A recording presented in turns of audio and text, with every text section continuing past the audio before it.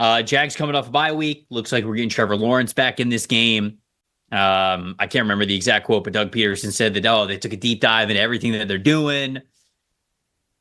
Yikes. Oh man, Not the deep dive quote, not, Trev. Not the deep dive quote.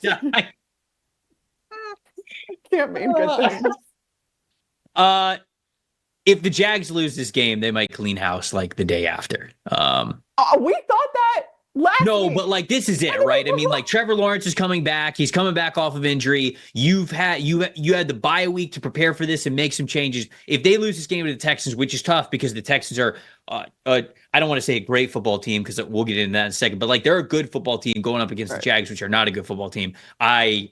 I really do think that they might make a move on Friday if they don't at least look decent in this football game. What's the matchup that matters for the Jags looking decent in this one, Carmen? What do you got? It's how they contend with Nico Collins and against these Jags corners, because the corners specifically have a 62.3 PFF grade, which ranks 20th in the league, bottom third type stuff here. And we know that Nico Collins, what he means to CJ Stroud, what he means to this Houston Texans offense.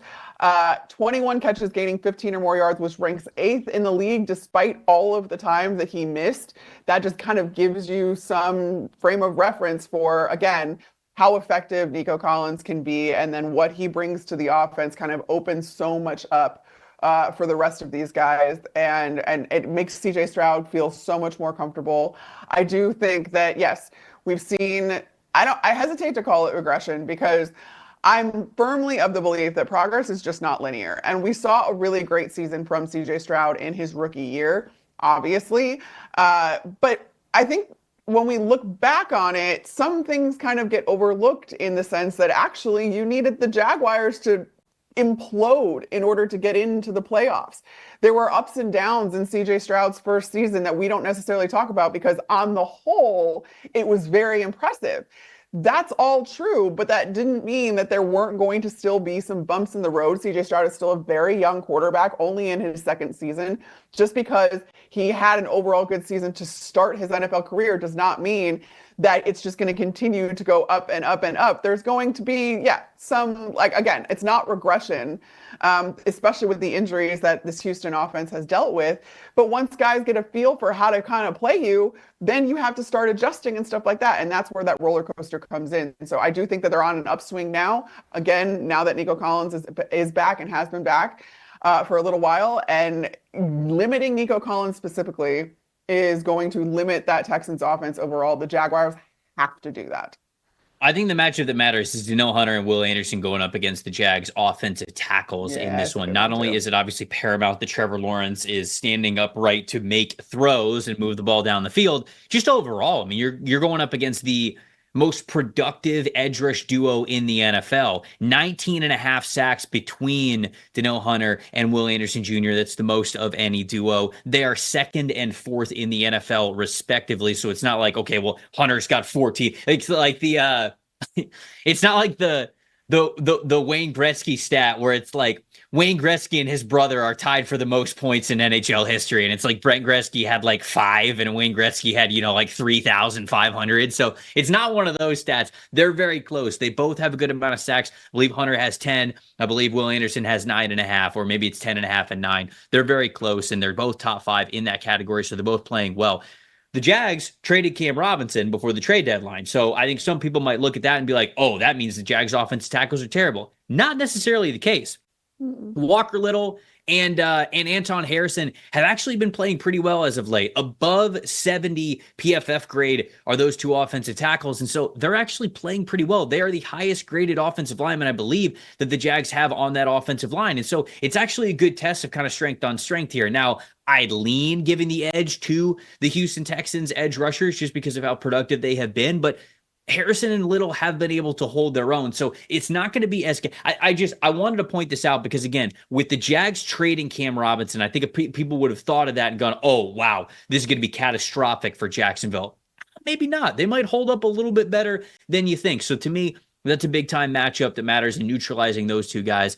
And I already talked about this, so I'll just shout it out pretty quickly. The Texans' interior offensive line is the biggest area that's going to hold them back from achieving what they want to achieve, not only in the regular season, but the postseason as well. You look at last week alone, their two offensive tackles in Laramie Tunsil and Titus Howard, both of those guys above 70.0 overall blocking grade. The other three, Juice Scruggs, Jarrett Patterson, Shaq Mason, all of them below 54.0 blocking grade. And so it's such a major difference. The interior offensive line is not playing well together, not blocking individually or even as a group, and the offensive tackles are holding up their end of the bargain. It's got to look better before the Houston Texans get into the postseason. And it's not even a guarantee that they're going to win this division. I mean, the Colts are sitting there. Yeah, they've been disappointing this year, but Colts are only 2 games back from where the Houston Texans are in the win column. So they've got to play better overall, not just to be a better postseason team, but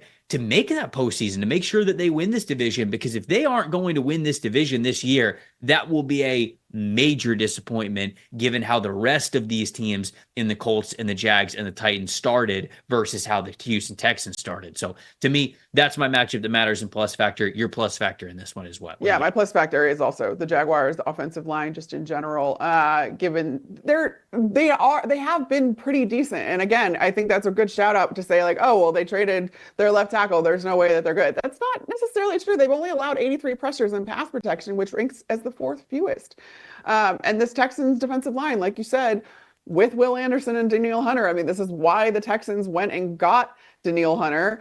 Their pass rushing grade ranked 7th overall for that along that defensive line, which obviously includes those 2 guys. So I do think that that's how the Jags fare offensive line wise. Again, can you protect Trevor Lawrence? Can you kind of get this offense going and let it be effective against a Texans pass rush that is very formidable? That's going to be, I think, the biggest singular kind of one-off where you're like, all right, that's what's going to sway this game.